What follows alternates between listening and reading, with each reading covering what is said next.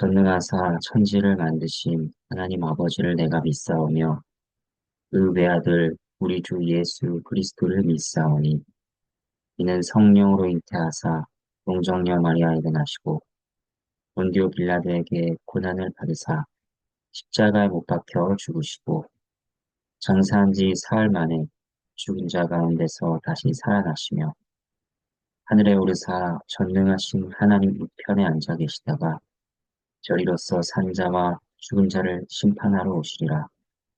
성령을 믿사오며 거룩한 공예와 성도가 서로 교통하는 것과 죄를 사하여 주시는 것과 몸이 다시 사는 것과 영원히 사는 것을 믿사옵나이다. 아멘. 함께 찬양하겠습니다. 찬송가 488장 1절과 4절을 함께 찬양하도록 하겠습니다. 찬송가 488장입니다. 이 몸의 소망과 우리 주 예수 분일세 우리 주 예수 밖에는 믿으리라 주 없도다 주 나의 반석이시니 그 위에 내가 서리라 그 위에 내가 서리라 바라던 천국 올라가 하나님 앞에 때 주의 의를 힘입어 어여시바로 서리라 주 나의 반석이시니 그 위에 내가 서리라 그 위에 내가 서리라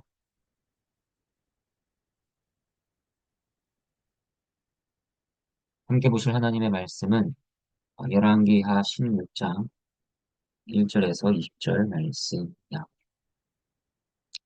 오늘은 남유다의 그 어떤 왕보다도 부정적으로 평가되는 악한 왕을 살필 것입니다. 그의 이름은 아하스입니다.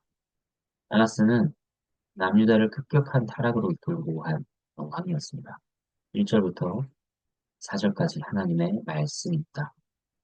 르말리아의 아들 베가 제17년에 유다의 왕 요담의 아들 아하스가 왕이 되니 아하스가 왕이 될 때의 나이가 20세라 예루살렘에서 16년간 다스렸으나 그의 조상 다윗과 같이 아니하여 그의 하나님 여호와께서 보시기에 정직히 행하지 아니하고 이스라엘의 여러 왕의 길로 행하며 또 여호와께서 이스라엘 자손 앞에서 쫓아내신 이방 사람의 가증한 일을 따라 자기 아들을 불 가운데로 지나가게 하며 또 산당들과 작은 산 위와 모든 푸른 나무 아래에서 제사를 드리며 분향하였더라. 2절에서 하나님 여호와께서 보시기에 정직히 행하지 아니하였다는 말이 나옵니다. 또 3절에서는 이스라엘의 여러 왕의 길로 행했다는 말이 나옵니다. 악한 왕들에게 공통적으로 붙는 말들입니다. 그런데 여기에 더해 아하스의 악행에 대해 3절에서는 이렇게 알려줍니다. 자기 아들을 불 가운데로 지나가게 했다는 것입니다. 단지 지나가게만 한 것이 아니었을 것입니다. 이후에 그 아들을 제단에서 죽이기도 했을 것입니다. 당시 이방 사람들은 귀한 자식을 신에게 제사로 드렸습니다. 아하스가 그처럼 이방의 제사를 드렸습니다. 이러한 일들에 대한 하나님의 판단은 무엇이냐? 가증하다 것입니다. 가증하다는 말은 구역질나며 허무하며 몹시 싫어한다는 것입니다. 그리고 또 4절은 무엇을 말하는가? 아하스가 단지 우상 숭배를 방치한 정도가 아니라 아주 적극적으로 산당들과 나무 아래에서 이방 신들을 섬겼다는 것을 보여줍니다. 여기에서는 행음과 같은 일들도 이루어졌을 것입니다. 하나님께서 아하스와 유다를 보고만 계셨는가 그들을 내버려 두지 않으셨습니다. 5절부터 6절까지 하나님의 말씀입니다. 이때 아람의 왕 르신과 이스라엘의 왕 르말리아의 아들 베가가 예루살렘에 올라와서 싸우려 하여 낫을 애워쌌으나 능히 이기지 못하니라. 당시에 아람의 왕 르신이 엘랏을 회복하여 아람에 돌리고 유다 사람을 엘랏에서 쫓아내었고 아람 사람이 엘랏에 이르러 거기에 거주하여 오늘까지 이르렀더라. 하나님께서는 가증한 아하스와 유다를 치셨습니다. 아람과 북이스라엘이 예루살렘에 쳐들어오게 하셨습니다. 이 전쟁을 이해하기 위해서는 먼저 남유다와 북이스라엘, 아람과 아수르 간의 관계를 알아야 합니다. 당시 남유다의 아하스는 친아수르 정책을 펼치고 있었습니다. 반대로 북이스라엘과 아람은 반아수르 동맹을 맺고 있었습니다. 그래서 이런 정치적인 이유로 아람과 북이스라엘이 연합하여 남유다를 침입하게 되는 것입니다. 이사야 7장 6절 보면 이때 아람과 북이스라엘 연합군의 목표가 나옵니다. 우리가 유다를 무너뜨리고 아브엘의 아들을 그주게 세워 왕으로 삼자. 자신들에게 유리한 왕을 세워서 정권을 교체하겠다는 것이었습니다. 이 전쟁을 역대하 28장과 이사야 7장 함께 살피며 정리하면 이렇습니다. 아람과 북이스라엘 연합군이 쳐들어왔습니다. 6절과 같이 아람이 엘랏에 있던 유다 사람들을 쫓아내고 엘랏을 점령했습니다. 그리고 남유다의 많은 무리가 아람의 다메섹에 포로로 잡혀갔습니다. 북이스라엘도 유다 사람들의 아내와 자녀들을 20만 명이나 사마리아로 잡아갔습니다. 이 전쟁에서 얼마나 많은 사람이 죽었는지 하루 만에 유다 용사 12만 명이 죽었습니다. 유다 왕 아하스와 예루살렘도 애워싸였죠. 그야말로 바람 앞의 등불 같은 상황이 되었습니다. 그러나 하나님께서는 그들을 완전히 멸하지는 않으셨습니다. 다윗과의 언약을 기억하셨기 때문입니다. 그리고 징계 가운데서도 거두지 않으시는 오직 하나님의 자비와 신실하심 때문이었습니다. 그래서 그 연합군이 예루살렘을 애워쌌지만 예루살렘을 무너뜨리지는 못하게 했습니다. 7절부터 9절까지 하나님의 말씀입니다.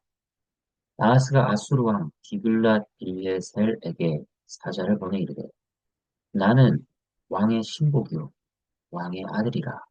이제 아람 왕과 이스라엘 왕이 나를 치니 청하건대 올라와 그 손에서 나를 구원하소서 하고 아하스가 여호와의 성전과 왕궁 곳간에 있는 은금을 내어다가 아수르 왕에게 예물로 보냈더니 아수르 왕이 그 청을 듣고 곧 올라와서 다메섹을 쳐서 점령하여 그 백성을 사로잡아 위로 옮기고 요르신을 죽였더라.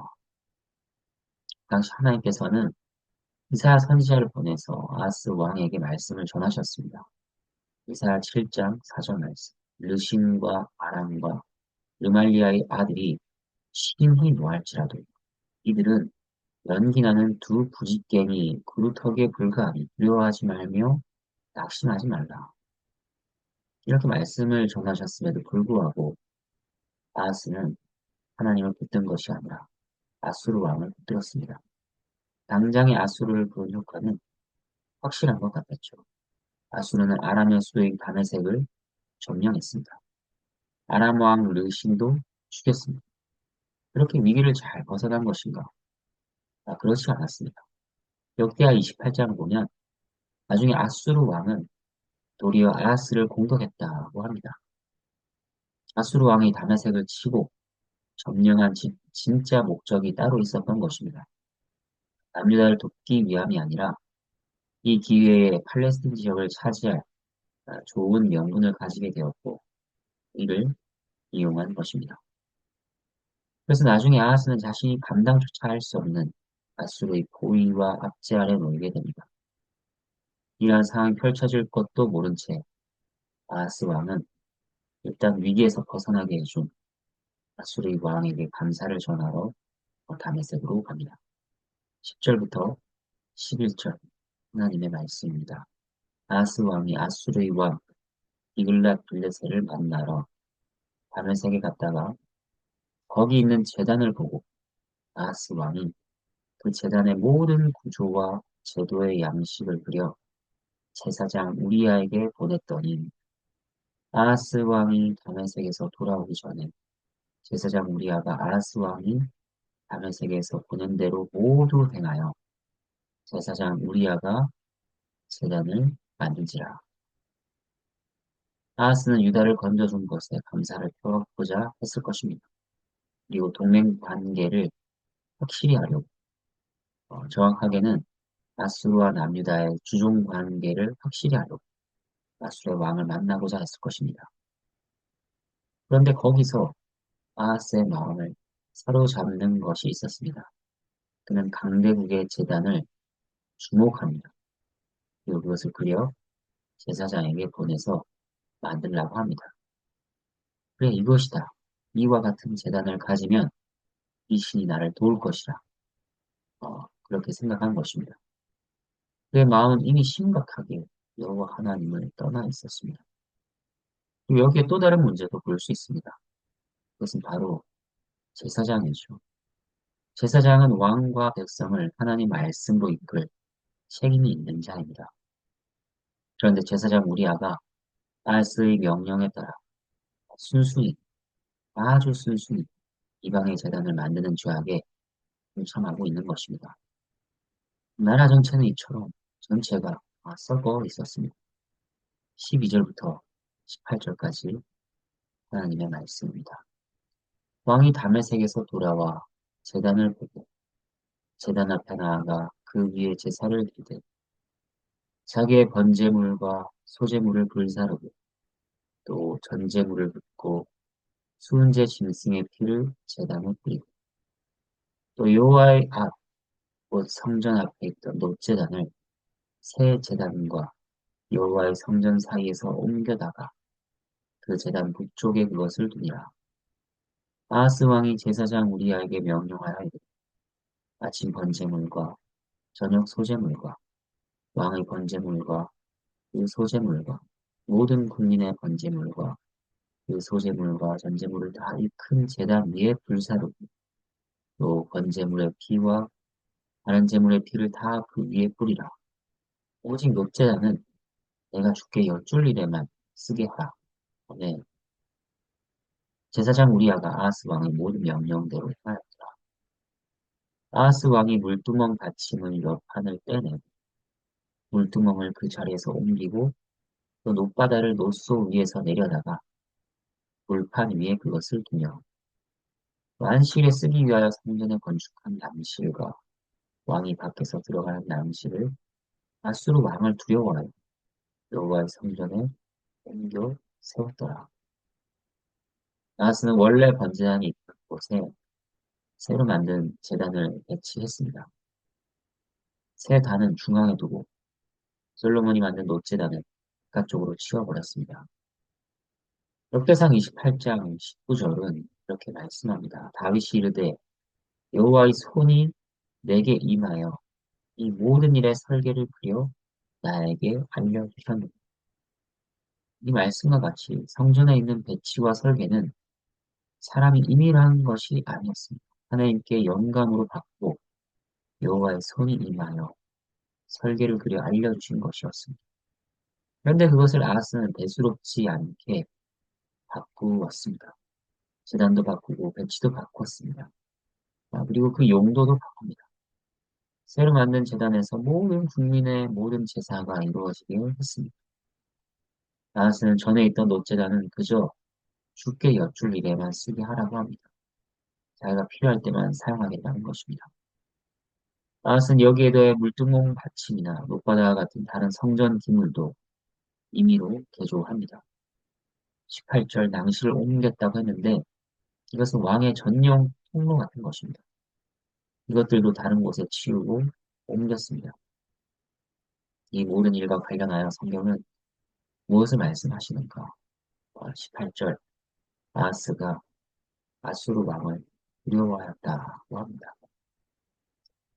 하나님을 두려워하고 하나님을 경외함으로 제사와 예배가 드려진 것이 아니라 아수르 왕을 두려워함으로 이 일들이 흘러가고 있는 것입니다. 19절과 20절 하나님의 말씀입니다. 아하스가 행한 그 남은 사적은 유다 왕 역대 지략에 기록되지 아니하였느니라.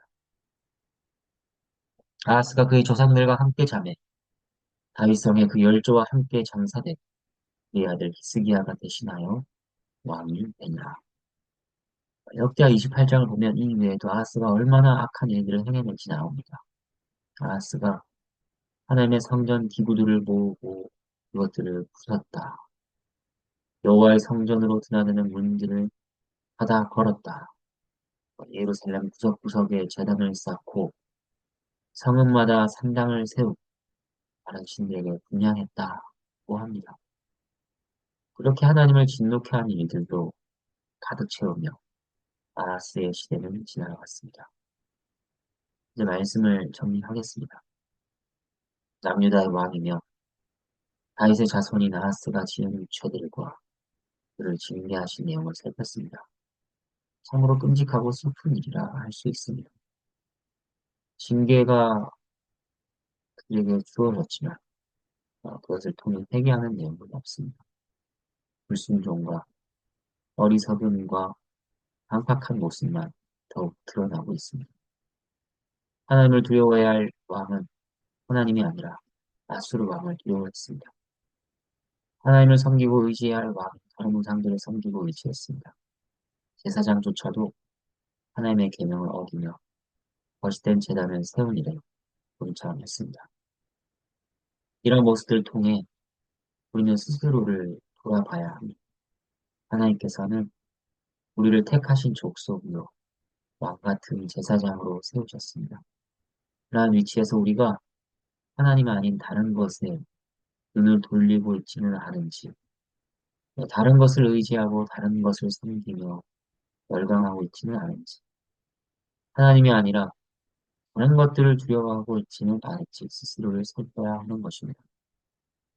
만약 하나님 백성으로서 이방의 가증한 일들을 따라 생각하고 행하고 있음을 본다면 그것은 오직 성령께서 깨닫게 하시는 것인데 우리는 즉시 방향을 바꿔야 합니다.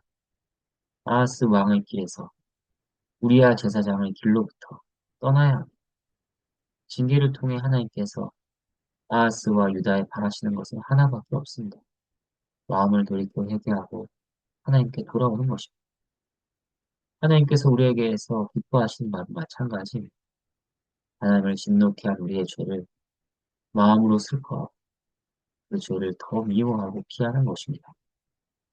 그리고 그리스도로 말미암아 하나님을 기뻐하고 하나님의 뜻을 따라 사는 것을 사랑하고 그 뜻을 기뻐하는 것입니다. 하나님께서는 죄악된 이스라엘과 유다를 얼마나 참으셨는지 모르고 그러한 인내로서 지금도 하나님께서는 죄인들을 참으시고 보존하십니다. 은혜의 때에 우리는 마땅히 우리의 마음이 오직 하나님께로 달려가기를 소망해야 할 것입니다. 그리스도로 말미암아 주어지는 용서의 은혜를 다시 붙들어야 할 것입니다. 하나님께서 은혜를 베푸셔서 옛사람이 죽고 새 사람으로 다시 살아가는 일을 우리에게 이루시기를 그 일을 흥왕케 하시기를 간절히 바랍니다. 오직 하나님만을 섬기고 하나님만을 두려워하고 하나님만을 의지하고 그의 말씀에 귀를 기울이는 우리 모두가 되기를 바랍니다. 함께 기도하겠습니다. 하나님 아버지 말씀을 통하여서 아하스 왕의 죄악들을 살폈고 우리아 제사장의 죄악을 살폈고 시대에 이루어진 악한 일들을 살폈습니다. 이 일들이 그 시대에만 있는 것이 아니라 하나님의 백성이나 말하고 하나님의 왕 같은 제사장이라 말하는 자들 가운데서도 이루어지고 있는 것을 저희가 알고 있습니다. 때로는 그 일들이 저희 가운데에서도 이루어지는 것을 확인하게 됩니다. 하나님이 아니라 다른 것들을 바라보고 다른 것을 더 의지하고 더 열광하는 그러한 모습들이 저희 안에 있음을 알고 있습니다. 하나님 저희를 불쌍히 여겨주시고 저희를 용서하여 주시기를 간절히 구합니다. 저희가 오직 저희의 소망이 그리스도밖에 없음을 다시 한번 확인하며 그리스도 안에서 주어지는 그 용서를 붙듭니다. 성령께서 저희의 마음을 돌이키시고 다시 한번 하나님만을 사랑하고 하나님께로 달려가도록 그렇게 이끌어 주시옵소서.